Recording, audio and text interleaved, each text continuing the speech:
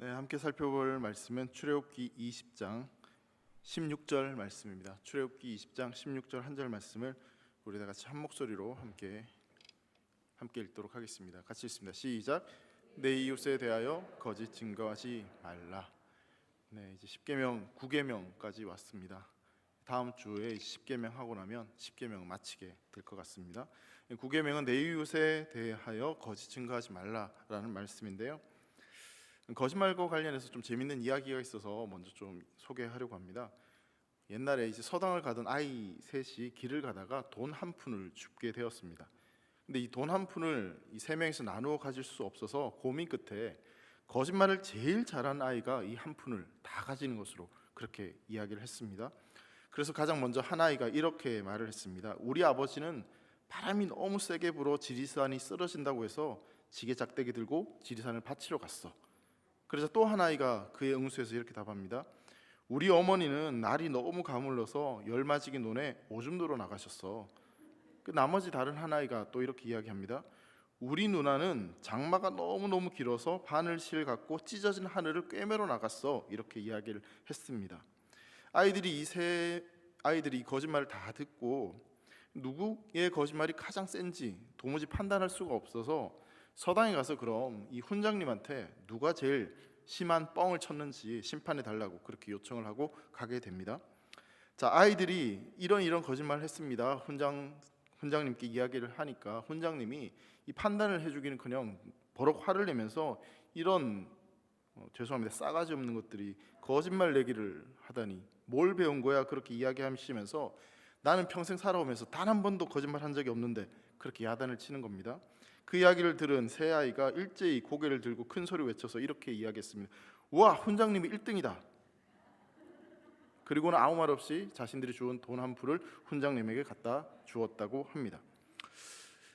이 이야기는 사실 인간이 태어나서 살아가는 동안 거짓말을 한 번도 하지 않았다는 주장이 얼마나 큰 뻥이고 거짓말인지, 여러분, 인간은 거짓말을 하지 않고는 살 수 없다라고 하는 어떤 그 진실을 보여주는 좀 이야기가 아닌가라는 생각을 하게 됩니다.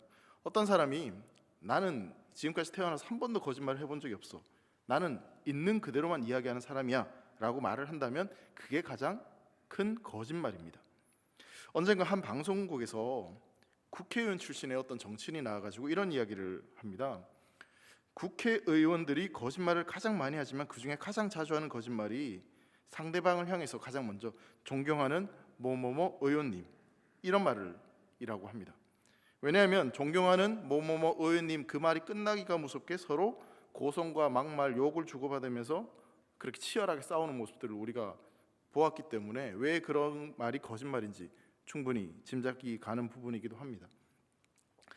여러분, 사람은 8분마다 거짓말을 한다라는 책을 쓴 사람이 있는데요, 감바 와타루라고 하는 사람입니다.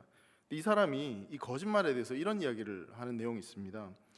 거짓말을 비난하기보다는 인간관계를 유지하는 소통의 방법 중에 하나가 바로 거짓말이다. 그러면서 이 거짓말이 뭔가 유익한 것처럼 그렇게 설명을 하는 내용이 있습니다. 또한 이제 거짓말에 관련된 여러 가지 책들, 최근에 나온 책들을 보면 이 거짓말을 뭐라고 표현을 하냐면, 현대 사회가 발전함에 따라 거짓은 의례적인 것뿐만 아니라 필수적인 것이고 심지어 인간에게 거짓말은 유익한 것이다 라고 하는 그런 책의 내용들도 있습니다. 그러면서 오늘날 우리가 모든 사람들이 진실만 말한다면 세상이 과연 어떻게 될 것인가 라는 질문을 또한 던지고 있습니다. 여러분, 한번 생각해 볼까요? 우리가 진실만을 이야기한다면 세상이 과연 어떻게 될까요? 가령 예를 들어 부부 사이를 한번 생각을 해보시죠. 아내가 집에 돌아와서 남편에게 나 예뻐? 라고 이렇게 묻습니다. 그때 남편은 뭐라고 대답을 해야 될까요? 진실을 이야기하게 되면 왜 웃으십니까? 진실이 예쁘다는 것일 수도 있는데, 나 예뻐라고 물었어요. 미용실에 갔다 오고 나서 많은 돈을 들이고 또 치장을 하고 이렇게 와서 나 예뻐? 이렇게 물었어요. 그랬더니 남편이 돈을 얼마나 쳐든 거야? 내 스타일이 아니거든. 마음에 안 들어. 이렇게 이야기하면 어떻게 될까요?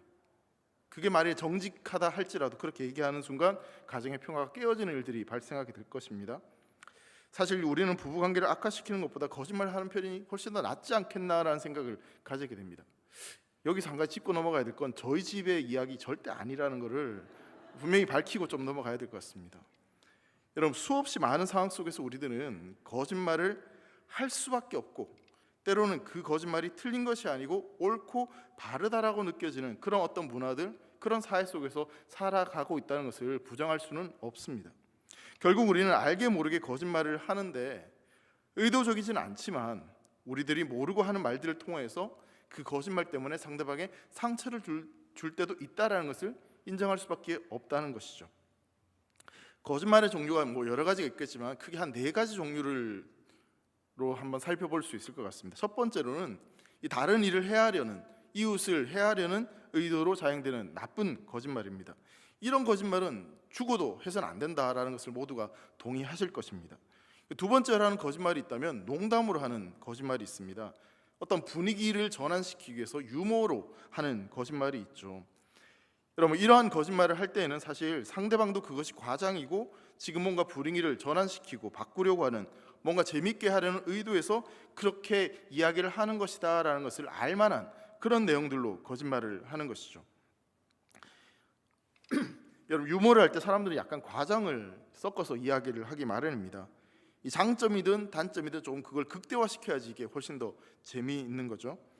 그리고 사실 유머를 할 때 보면 자신을 까든지 아니면 상대방을 좀 까든지 비아냥거리는 그런 말을 해야지 더 재미있는 것을 우리도 경험할 수 있습니다. 그러니까 유머를 목적으로 어떤 분위기를 전환시키기 위해서 거짓말을 하는 경우들이 있다라는 것이죠. 세 번째는 예의상 하는 거짓말이 있습니다. 예의상. 예를 들어 앞서 말씀드린 대로 이 정치인들이 전혀 존경하는 마음이 없음에도 불구하고 존경하는 무슨 의원님 이렇게 말하는 것이죠. 존경하는 마음이 전혀 없음에도 불구하고 그렇게 인사를 해야 된다라고 생각을 하는 겁니다. 직장 상사에게 인사하는 것도 마찬가지일 것 같습니다. 정말 존경하고 정말 신뢰할 만한 그런 직장 상사가 있어서 인사를 하는 경우도 있지만, 저 사람이 나보다 위에 있는 사람이기 때문에 어쩔 수 없이 인사를 하는 그런 경우도 있다라는 것이죠. 그리고 저 사람을 딱 봤을 때 첫인상이 정말 별로인데도 불구하고 첫인상 정말 별로예요 이렇게 말하지 못해서 첫인상이 너무너무 좋으세요 그렇게 이야기할 때도 있다라는 것입니다. 여러분, 요즘 전화 받으시는 것 가운데 허모모 대통령 후보가 전화를 자주 합니다. 받으신 분 많으시죠? 저도 저번 주에 2통을 받았습니다. 그러면서 저는 가만히 듣고 있습니다. 왜냐하면 꼭 마지막에 저한테 감사하다고 인사를 해요. 저한테 뭐가 그리 감사한지 모르겠지만 어쨌든 감사하다고 하니까 그냥 기분은 좋더라고요. 근데 저한테 진짜 뭔가 감사한 게 있어서 감사할까요? 저는 그렇게는 생각 안 합니다. 그냥 예의상으로 그냥 그렇게 인사를 하는 거죠. 자, 그렇게 예의상으로 거짓말하는 경우들도 있고요. 네 번째는 불가피한 거짓말도 있습니다. 이 거짓말의 경우는 이 진실을 이야기하게 되면 이웃의 생명이 위험에 빠지게 되기 때문에 분명한 어떤 상황에서 그 생명을 살리기 위해서 거짓말을 하는 경우가 있다라는 것입니다. 오래전에 실제로 있었던 사건 가운데 2차 세계대전 때 이 나치 독일의 박해를 피해 숨어든 유대인을 숨겨준 이 그리스도인이 이 유대인을 쫓아온 독일 군대 앞에서 내가 예수를 믿기 때문에 진실을 말을 해야 되는 것인지 아니면 생명을 살리기 위해 거짓말을 해야 되는지 그 고민을 하게 되는 사건이 있습니다. 여러분들이라면 어떻게 하시겠습니까? 만약 내가 이 상황에서 진실을 이야기하게 되면 내 집에 숨겨둔 그 유대인은 독일군에 끌려가서 죽임을 당하게 됩니다. 하지만 이 사람을 살리려고 거짓말을 하면 나는 그리스도인인데 거짓말쟁이가 될 수밖에 없는 것이죠. 수많은 사람들이 이 갈등 앞에서 어떤 선택을 할지 고민을 합니다. 기독교 윤리학에서는 이 질문에 대해서 뭐라고 이야기를 하냐면, 사람의 생명을 살리기 위한 거짓말이라면 이것은 작은 거짓말이고 하얀 거짓말이기 때문에 하나님의 징계를 당하지 않는 거짓말의 부류에 속한다라고 그렇게 이야기를 하기도 합니다. 아마 여기 계신 분들도 다 그렇게 동의할 수 있을 것입니다. 여러분, 성경에도 보면 이러한 이야기가 있죠. 라합이 자기에게 찾아온 정탐꾼들을 숨겨주기 위해서 여리고성에 있는 사람들에게 거짓말을 합니다. 그럼 하나님이 이 거짓말을 한 라합을 향해서 뭐라고 말씀하시냐면, 신약 성경에 와서 야고보서 2장 25절에 보면 이렇게 말씀합니다. 또 이와 같이 기생 라합이 사자들을 접대하여 다른 길로 나가게 할 때 행함으로 의롭다 하심을 받은 것이 아니냐라고 말합니다. 거짓말을 했는데 라합을 향해서 의롭다라고 그렇게 말씀하고 있는 것이죠. 또한 우리가 출애굽기에서 히브리 산파들도 이러한 내용을 살펴볼 수 있습니다. 애굽의 바로가 히브리인들이 아이를 낳을 때 남자아이는 다 죽이라는 명령을 내렸습니다. 근데 그 명령에 산파들이 순종하지 않습니다. 그러면서 히브리 산파들이 이런 이야기를 합니다. 출애굽기 1장 19절에 보면 산파가 바로에게 대답하되 히브리 여인은 애굽 여인과 같지 아니하고 건장하여 산파가 그들에게 이르기 전에 해산하였더이다 라고 이렇게 이야기를 하는 거죠. 이건 사실 거짓말이었습니다. 남자아이들을 살리기 위해서, 그리고 어쩌면 자신들의 목숨을 보호하기 위해서 거짓말을 한 거죠. 근데 여기에 대해서 하나님께서는 출애굽기 1장 20절에 보면 이렇게 말씀하세요. 하나님이 그 산파들에게 은혜를 베푸시니 그 백성은 번성하고 매우 강해지니라 라고 말씀합니다. 거짓말을 했는데 그 거짓말을 한 히브리 산파들에게 하나님은 은혜를 베푸셨다라고 성경이 이야기를 하고 있는 것이죠. 분명히 거짓말인데, 거짓말한 게 사실인데, 근데 그 거짓말을 통해서 사람의 생명이 살아나는 경우에 하나님께서 그것을 예외적으로 보시는 것과 같은 사건들이 성경에 기록되어 있다는 사실입니다. 성경에는 이 사건 외에도 여러 경우들이 있습니다. 요나단이 다윗을 살리기 위해서 자신의 아버지 사울에게 거짓말을 했던 장면이나 여러 가지 장면들을 살펴볼 수 있는 것이죠.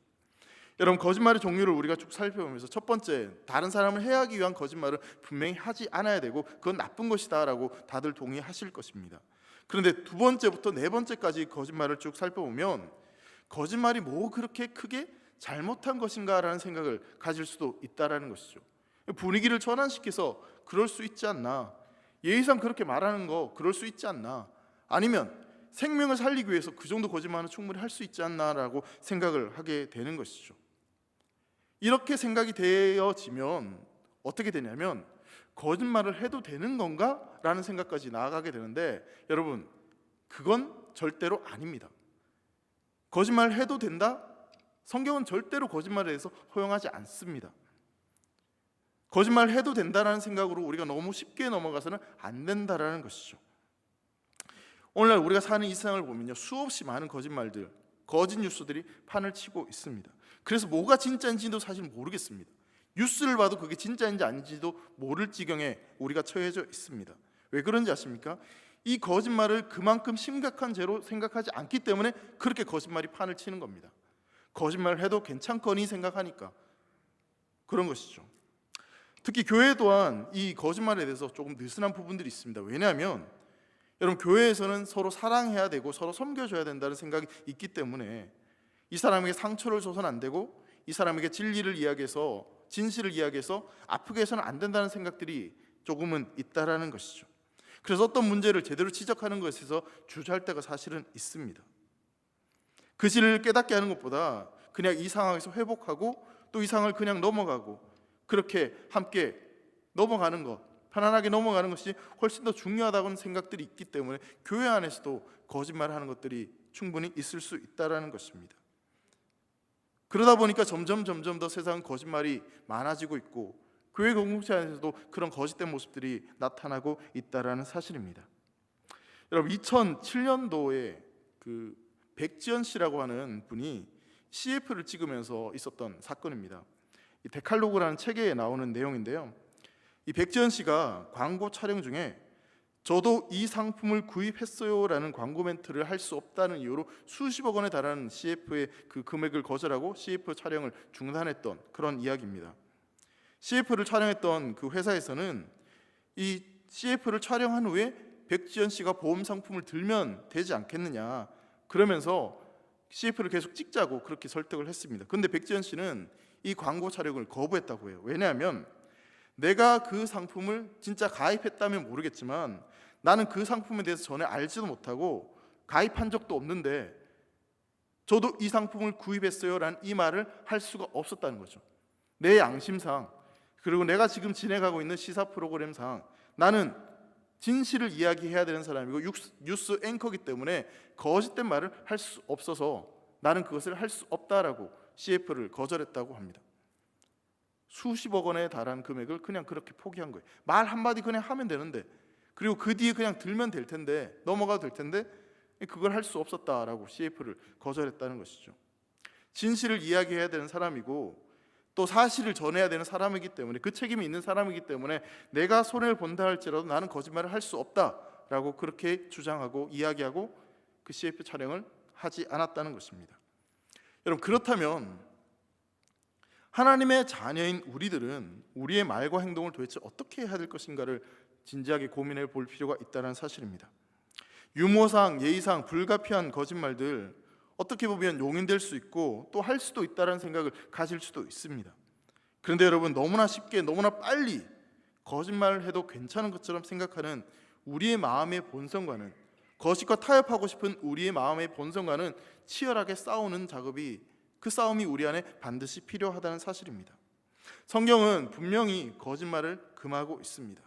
따라서 이 9계명을 우리가 자세히 살펴보고 그 의미를 제대로 아는 것이, 이 거짓에 대해서 하나님께서 무엇이라 말씀하시는지, 성경의 가르침이 무엇인지를 파악하는 데 있어서 너무나 중요한 주제가 된다는 사실이죠. 본문을 한번 살펴보면, 여러분, 내 이웃에 대하여 거짓 증거하지 말라라고 이 말씀을 하고 있는데, 여러분, 거짓 증거로 번역된 에드 사케르라고 하는 단어 가운데 이 에드라고 하는 말은 한글 성경에는 이제 증언, 증거 자체 뭐 그렇게 번역되기도 하지만 주로 사건을 직접 목격한 사람, 그리고 그가 들은 것을 근거로 증언을 할 수 있는 사람, 쉽게 말해서 증인의 의미로 이 단어가 쓰여집니다. 그러니까 거짓말이 아니라 증인을 향해서 이 단어를 사용하는 거죠.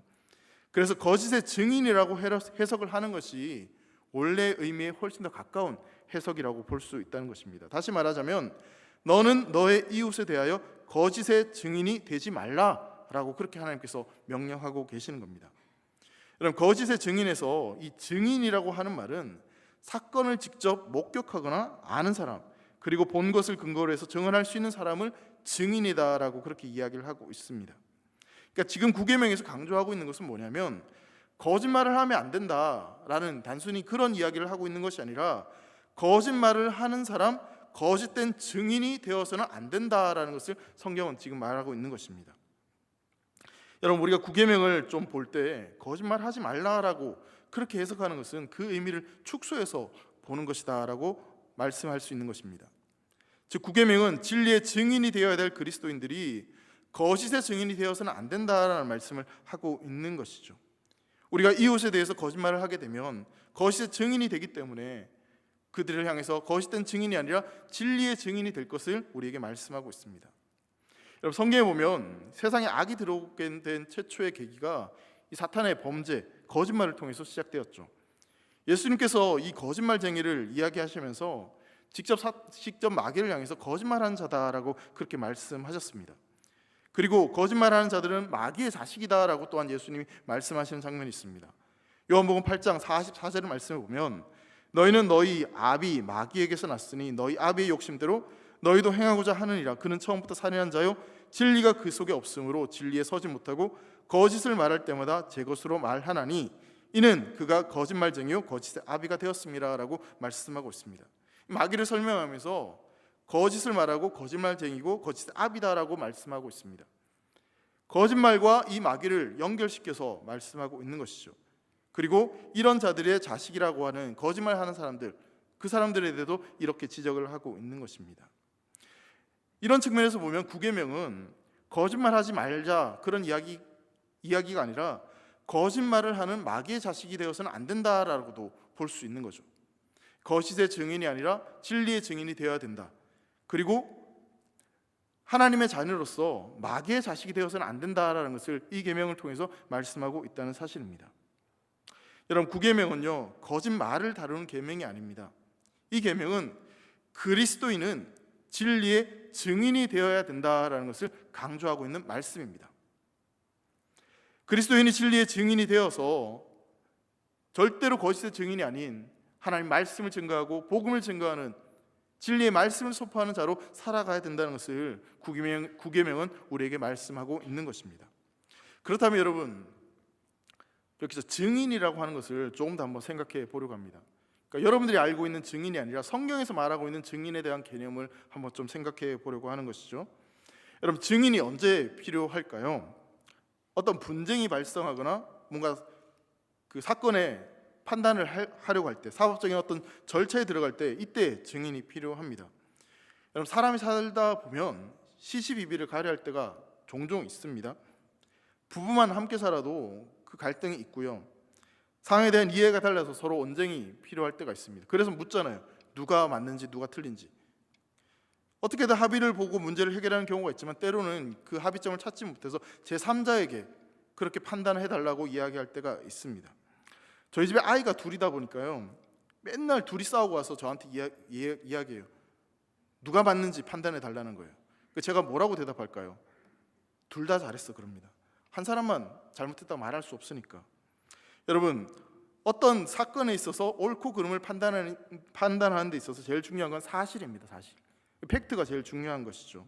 그러니까 증인의 판단은 사실에 기초할 때가 대부분입니다. 그래서 이 고대 사회에서 어떤 과학적인 증거나 어떤 것들을 할 수 없을 때 이 증인의 역할이 그만큼 중요했습니다. 증거를 찾아낼 수 없기 때문에 증인이 하는 이 말이 그 재판에 굉장히 중요한 영향을 끼쳤다는 것이죠. 그래서 성경에 보면 이 증인이 만약에 거짓 증인이면 어떤 결과가 초래되는지에 대해서 강조하면서 이런 표현을 하고 있습니다. 로마서 5장 1절 말씀 보면 증인이 어떤 존재인지에 대해서 이렇게 이야기하고 있습니다. 만일 누구든지 저주하는 소리를 듣고서도 증인이 되어 그가 본 것이나 알고 있는 것을 알리지 아니하면 그는 자기의 죄를 져야 할 것이요 그 허물이 그에게로 돌아갈 것이며 라고 이렇게 말씀하고 있습니다. 그러니까 무언가를 들었는데 자기가 들은 이것에 대해서 들은 대로 바르게 말하지 않으면 오히려 그 저주가 너에게 돌아간다라고 이야기하면서 이 증인이 얼마나 중요한 것인지에 대해서 이야기를 하고 있는 것이죠. 그리고 신명기 17장 7절 말씀에도 이렇게 말씀합니다. 이런 자를 죽이기 위하여는 증인이 먼저 그에게 손을 댄 후에 뭇 백성이 손을 댈지니라. 너는 이와 같이 하여 너희 중에서 악을 제할지니라 라고 말씀합니다. 이 말씀은 무슨 이야기냐면 어떤 사람이 죄를 지었는데 근데 이 죄가 너무 심각한 죄라서 이스라엘에서 끊어져야 될 죄, 마땅히 죽어야 될 그런 죄입니다. 그래서 이 사람을 재판을 해서 이 사람을 죽이기로 한 것이죠. 근데 이 사람을 죽이기로 할 때 가장 먼저 어떻게 하냐면 증인으로 섰던 사람이 가장 큰 돌을 가져와서 이 사람을 먼저 내리 찍는 겁니다. 증인이 가장 먼저 이 사람을 치는 거예요. 돌로 사람을 쳐서 죽일 때 그냥 사람들이 이 죄인을 둘러서서 다 이렇게 막 돌을 던져서 죽이는 게 아니라 증인으로 섰던 사람이 가장 먼저 돌로 그 사람을 내리쳐 기절시키는 겁니다. 그리고 나서 주위에 있던 사람들이 돌을 던져서 그 사람을 죽이는 것이죠. 증인이 그런 역할을 했다는 겁니다. 왜냐하면 내가 증언함으로 말미암아 이 사람의 죄가 확정되었기 때문에 이 사람을 죽이는 그 자리에서 제일 앞장서서 너는 그 사람의 돌을 쳐야 되는 것이고, 만약에 너의 증언이 거짓이라면, 잘못된 것이라면 이 사람이 무고하게 죽는 것이기 때문에 그 피가 너에게 돌아간다라고 그렇게 성경이 지금 말씀하고 있는 것입니다.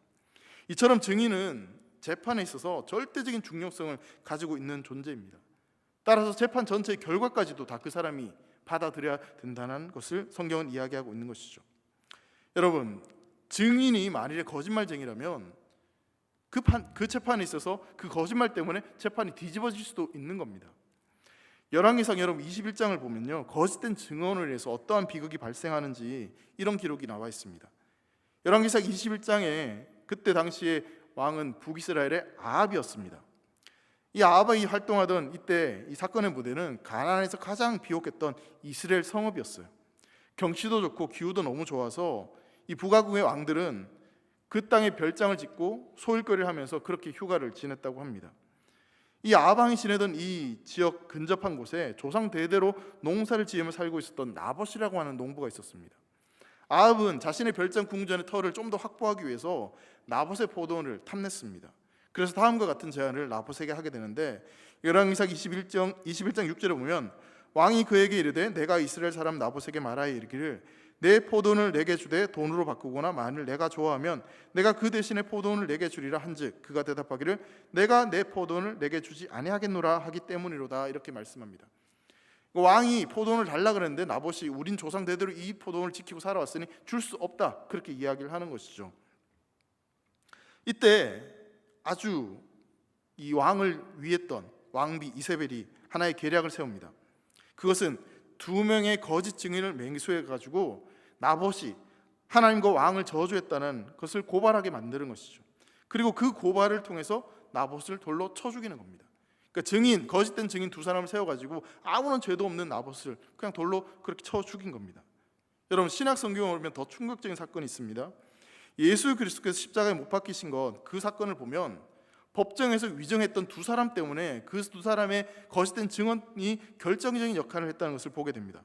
마태복음 26장 59절부터 60절까지 말씀 보면 대제사장들과 온 공회가 예수를 죽이려고 그를 칠 거짓 증거를 찾음에 증거를 막 찾기 시작했어요. 어떻게 하면 이 사람을 죽일지. 근데 60절에 보면 거짓 증인이 많이 왔으나 얻지 못하더니 후에 두 사람이 와서, 이렇게 표현하고 있어요. 두 사람이 증인으로 세우심으로 말미암아 결국 예수님이 십자가에 달려 죽으셨다라는 것을 이야기하고 있는 것이죠. 정리하면 이렇습니다. 거짓 증언, 즉 위증으로 인해서 죄 없었던 나봇과 예수님도 죽임을 당했던 것입니다. 법정에서 거짓 증언을 한 거짓된 증인은 그 한 사람의 재산과 명예와 생명을까지 빼앗아갈 수 있는 엄청난 죄다라는 것을 우리는 성경을 통해서 살펴볼 수 있는 것이죠. 단순히 거짓말은 사실과 다른 말을 넘어서 이웃을 해치는, 이웃의 생명까지도 빼앗을 수 있는 그런 심각한 죄다라는 것을 성경은 분명히 말씀하고 있는 것입니다. 여러분, 거짓말하는 사람을 어떻게 판단할 수 있을까요? 미국 FBI에서 거짓말을 알아내는 방법 10가지를 소개했습니다. 여러분들 한번 잘 적용해 보세요. 첫 번째, 거짓말하는 사람은 고개를 빨리 움직인다는 겁니다. 말을 하고 나서 고개를 싹 돌리는 거예요. 두 번째로는 움직이지 않고 가만히 똑바로 서 있다고, 말하고 나서 그냥 멈추는 거예요. 세 번째는 손으로 뭔가 목과 가슴, 막 배를 막 이렇게 가리고 막 더듬거리고. 네 번째는 평소와 다르게 갑자기 화를 벌어내는 겁니다. 그리고 다섯 번째는 자기도 모르게 입술을 만지는, 이렇게 코를 만진다든지 이런 짓을 하고, 이런 거를 하고요. 여섯 번째는 말을 잘 못하고 막 더듬거리는 거예요. 말을 똑바로 하지 못하고 그럼 뭐 이렇게 이런 식으로 한다는 거예요. 일곱 번째는 눈을 깜빡거리지 않고 똑바로 선 채로 그 사람을 바라보면 한 곳을 딴 곳을 멍하게 이렇게 쳐다본다는 겁니다. 그리고 여덟 번째는요, 증인과 증거가 너무 완벽하다는 겁니다. 아홉 번째는 너무 많은 변명을 구절구절 풀어낸다는 거예요. 그리고 또 한 가지는 손가락을 자주 사용한다고, 막 이렇게 하면서, 그렇게 하면 대부분 그게 거짓말이다라고 그렇게 이야기를 합니다. 여러분, 그러면 우리는 마땅히 증인으로 살아가야 되는데 거짓과 진실을 어떻게 판단할 수 있겠습니까? 여러분, 성경의 진리라고 이야기할 때 이 진리는요, 우리가 일반적으로 생각하는 것과는 전혀 다릅니다. 세상 사람들은 사실을 근거로 해서 그것이 진리다라고 이야기를 합니다. 그런데 성경의 진리라고 하는 것은 뭐냐면 이웃을 사랑하고 하나님을 경외하고 하나님께 충성하고 하나님을 섬기는 데까지 이끌어내는 것이 진리다라고 성경은 이야기합니다.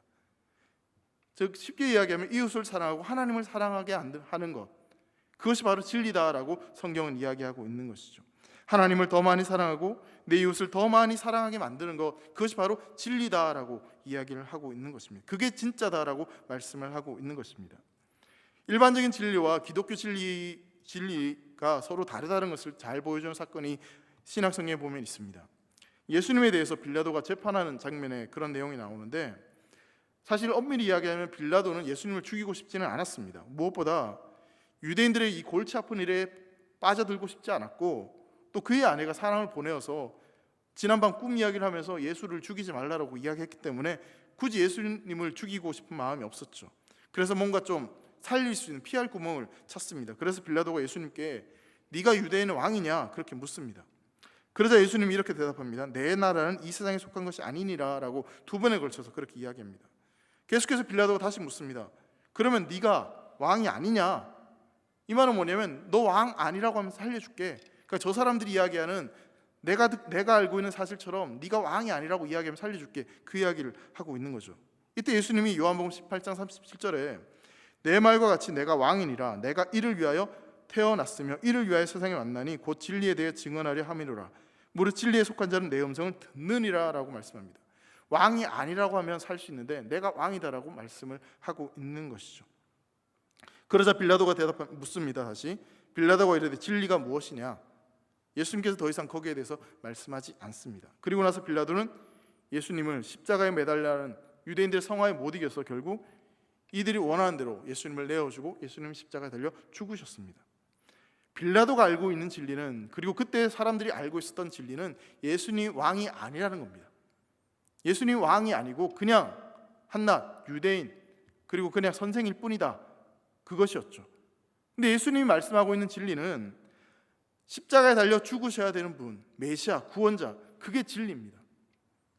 그러니까 세상이 말하는 사실이 아니라 주님이 하신 말씀, 우리 주님의 뜻이 진리다라는 것입니다.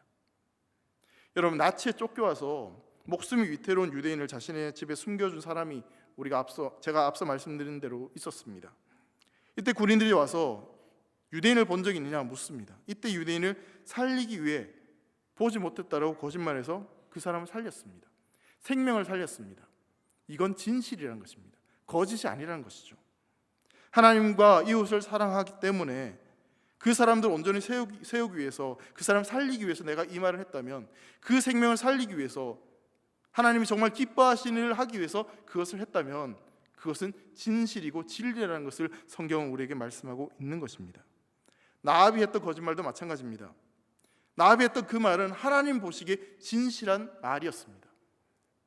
또한 히브리인의 남자아기를 살리기 위해서 거짓말을 했던 이 산파들의 그 이야기도, 또 다른 성경에 나와 있는 수많은 인물들이 하나님 나라를 이어가기 위해서, 하나님 말씀대로 순종하기 위해서 했던 그 모든 말들이 세상적으로 보면 분명 거짓된 말이고 잘못된 말인 것처럼 보여지지만, 말씀에 근거해서 하나님 앞에서 본다면 그것은 진실된 말이었고 하나님 앞에 올바른 행동이었다라고 성경은 말하고 있는 것입니다.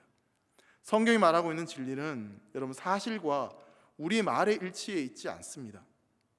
성경이 말하고 있는 진리는 이웃과 여호와에 대한 충성을 만들어내는가 그렇지 않은가, 이웃을 사랑하고 하나님의 뜻에 순종하고 하나님을 사랑하는가 아닌가, 거기에 달려 있다는 사실입니다. 말씀을 정리하자면요, 우리는 이 구계명을 통해서 거짓의 증인들이 아니라 진리의 백성들, 진리를 증거하는 자들이 되어야 될 것입니다. 따라서 사소한 거짓말 하나하나도 해롭고 하지 않아야 되는 생각을 분명히 가지고 살아가야 됩니다. 습관적으로 그냥 모든 사람들이 그냥 하는 말이니 나도 그렇게 따라가는 것이 아니라, 내 안에 있는 거짓된 것을 행하고자 하는 거짓된 욕망들, 생각들과 싸워서 이기고, 또 그것을 멈추려고 하는 노력들이, 그 거짓말을 줄여나가려고 하는 노력들이 우리에게 필요하다는 사실입니다. 왜냐하면 우리가 분명한 진리를 선포해야 될 때, 우리가 너무나 평소 그냥 유머처럼 과장되게 했던 이야기들 때문에 우리가 진짜 전해야 될 그 진리의 말씀이 묻힐 수 있고 가볍게 사람들이 들을 수 있기 때문에, 그래서 우리는 더욱더 진리의 말씀을 선포하는데 애를 쓰고 노력을 해야 된다는 사실입니다. 대부분의 사람들이 살아가면서 그냥 하는 말이지만, 그렇게 하는 말이라 할지라도 그럼에도 불구하고 우리는 내가 진리의 일꾼이 되기 위해서, 진리를 증언하기 위해서, 증거하기 위해서 거짓말하지 않기로 결단하는 노력과 수고가 우리에게 필요하다는 사실입니다. 그리고 또 한 가지, 우리는 솔직하게 우리가 거짓말쟁이라는 것을 인정해야 됩니다. 가톨릭에서 가장 존경받는 추기경인 김수환 추기경이 이런 말을 했습니다. 나는 두 가지 말을 아주 잘합니다. 하나는 참말이고 다른 하나는 거짓말입니다 라고 말했습니다.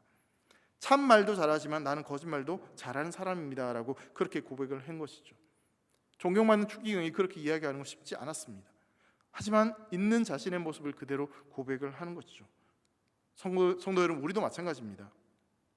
우리는 거짓말을 실제로 의식하지 않고 너무나 쉽게 참 자주 할 때가 참 많습니다. 어쩌면 제 자신을 돌아보면 제가 훨씬 더 많은 것 같아요. 어떤 사건을 설명할 때 요만한 사건을 이만큼 부풀려서, 그래야지 좀 재미있고 좀 전달이 잘 되니까 그렇게 이야기할 때가 있다는 것이죠. 환하게 웃기는 웃지만 실제로 웃지 못하는 그런 상황들도 있고요. 그리고 가장 큰 건 곰곰이 생각해 보니까 많은 성도님들이 저한테 기도 부탁을 하세요. 제가 사역 초반에는 어떤 생각을 했냐면, 그때마다 기도하겠습니다라고 말을 하고 나서 굉장히 마음이 힘들었어요. 왜냐하면 돌이켜보니까 기도하지 않았던 적이 훨씬 더 많아서 왜 이렇게 거짓말을 잘하는지. 그래서 그때부터 이런 생각을 했어요. 야, 기도하겠습니다라고 말을 안 해야 되겠구나. 아무 말도 안 해야지. 근데 그러니까 더 이상하더라고요. 그래갖고 혼자 곰곰이 생각했습니다. 어떻게 해야 될까? 그러다가 이렇게 생각했죠. 아, 기도하겠습니다 하고 나서 바로 기도해야 되겠구나. 그리고 요즘은요, 기도하겠습니다라고 하면 혼자 걸어가면서도 그냥 기도합니다. 안 믿으시는데 진짜예요. 그때 바로바로 기도하려고 노력을 하는 거죠. 최소한 성도님들 앞에서, 교회 앞에서는 거짓말을 하고 싶지 않아서 그렇게 어쨌든 노력을 합니다. 하지만 전 거짓말쟁이 맞습니다. 거짓말을 잘합니다. 왜 이야기를 드리냐면, 저뿐만 아니라 우리도 마찬가지로 그냥 편하게 쉽게 거짓말을 하는 그런 악한 본성이 우리 안에 있기 때문에 거짓말하지 않기로 결단하는 것뿐만 아니라 더 나아가서 진짜 그것을 행동하는 것까지 나아가는 것이 필요하다는 겁니다. 그러기 위해서는 내가 거짓말쟁이다라는 것을 인정하는 것이 가장 먼저 선행돼야 된다는 것이죠. 그리고 또 한 가지, 여러분, 단순히 거짓말을 하지 않는 것에 멈추는 것이 아니라 진리를 말하는 진리의 증인이 되고자 여러분 노력하셔야 됩니다. 여러분, 사랑하기 때문에 진리를 말하는 것을 두려워하거나 주저하지 마십시오. 관계를 지키고 싶어서 거짓인데, 잘못된 것인데 말하지 않는 것은 오히려 그 관계를 악화시킬 수 있습니다. 사랑장인 고린도전서 13장 6절 말씀 보면 불의를 기뻐하지 아니하며 진리와 함께 기뻐하라고 말씀하고 있습니다. 여러분, 진짜 위로는, 진짜 그 사람을 사랑하는 것은요, 진리를 말할 때 나오는 것이기 때문에 진리를 말하는 것에 있어서 주저하지 마시고 두려워하지 마십시오. 정말 문제라고 생각할 때, 정말 잘못된 것이라고 생각할 때 진리를 선포할 수 있는 저와 여러분 되셨으면 좋겠습니다. 우리가 그 진리의 증인이 되기 위해서 여러분, 우리가 반드시 기억해야 될 것이 있습니다. 여러분, 구약에서는요, 앞서 살펴본 대로 증인이란 개념이 다른 사람의 죄를 드러내기 위한 것이었다면, 그래서 다른 사람에게 위증으로 인한 피해가 돌아가지 않도록 하기 위한 것이었다면, 여러분, 신약에 등장하는 증인은 단순히 어떤 범죄 증인으로서의 이야기가 아니라 예수님의 십자가와 부활, 그리고 그 예수님의 다시 오심을 증거하는, 그 복음을 증거하는 증인으로 우리가 살 것을 말씀하고 있습니다. 은혜 받은 자의 삶은 거짓을 증거하는 삶이 아니라 이제는 복음을 증거하는 삶, 예수님을 증거하는 삶, 십자가의 죽으심과 그 부활을 증거하는 삶으로 나아가야 된다라고 말씀을 하고 있는 것이죠. 예수님께서 제자들에게 마지막으로 남긴 말씀이 부활의 증인이 되라고 하는 말씀이었어요. 누가복음 24장 46절부터 48절까지 말씀 보면 한번 같이 읽어보겠습니다. 시작. 또 이르시되 이같이 그리스도가 고난을 받고 제3일에 죽은 자 가운데서 살아날 것과 또 그의 이름으로 죄사함을 받게 하는 회개가 예루살렘에서 시작하여 모든 족속에게 전파될 것이 기록되었으니 너희는 이 모든 일의 증인이라. 이 모든 일의 증인이 바로 저와 여러분인 줄 믿으시기 바랍니다. 거짓말을 하지 않고 거짓 증거를 하지 않는 소극적인 측면에 머무는 것이 아니라 진리를 증거하기 위해서, 부활의 증인이 되기 위해서 그렇게 살아가는 결단, 수고와 노력이 우리 안에 필요하다는 사실입니다. 사도행전 1장 8절에 보면 예수님께서 마지막 승천하시면서 오직 성령이 너희에게 임하시면 너희가 권능을 받고 예루살렘과 온 유대와 사마리아 땅끝까지 이르러 내 증인이 되리라 말씀하셨습니다. 성령이 임하시면, 성령이 함께 하시면 그 증인의 삶을 살아갈 수 있다라고 분명히 말씀하고 있습니다. 사랑하는 성도 여러분, 예수님의 증인, 진리의 증인이 되기 위해서 우리는 어쩌면 생명을 걸고 어쩌면 이 땅의 것을 포기하는 삶을 기꺼이 선택해야 될지도 모르겠습니다. 진실을 말하기 때문에 어쩌면 이 땅에서 굉장히 큰 어려움을 당할지도 모르겠습니다. 모든 사람들이 옳다고 하는데 나는 아니라고 하니까 왕따 당할 수도 있습니다. 여러분, 그렇다 할지라도요, 진리의 편에 있어서 예수 그리스도를 증거하는 삶을 살아가시기를 간절히 소망합니다. 그렇게 우리가 진리의 사람으로 살아갈 수 있는 비결은 오직 성령이 너에게 임하시면, 우리 주님 안에 우리가 거할 때, 주님이 우리를 도우실 때, 주님이 우리 입술을 주장하실 때, 우리의 그 복음을 깨닫게 해주실 때, 말씀을 주실 때 우리가 그렇게 진리의 증인이 될 수 있다는 사실을 기억하시고, 단순히 구계명을 알고 외우고 암송하는 데 머무는 것이 아니라 성령이 내 안에 역사하심으로 말미암아 진리의 증인으로 살아가고자 결단하는 사랑하는 우리 되기는 모든 성도들 되시기를 주님의 이름으로 축원합니다. 기도하겠습니다. 사랑하는 하나님 아버지, 감사합니다. 우리는 여전히 거짓된 습성이 있고 또 거짓말을 너무나 잘하는 악한 속성이 우리 안에 있습니다. 사랑하는 주님, 우리를 불쌍히 여겨주셔서 우리 입술을 지키시고 우리의 마음을 붙잡아 주셔서 진리를 선포하게 하시고 예수 그리스도의 부활의 증인으로 살아갈 수 있도록 우리에게 은혜를 베풀어 주시옵소서. 성령님, 우리에게 찾아와 주시고 우리가 예수님 안에 거함으로 예수님의 도우심으로 말미암아 그렇게 살아갈 수 있도록 은혜를 베풀어 주시옵소서. 예수님의 이름으로 기도합니다. 아멘.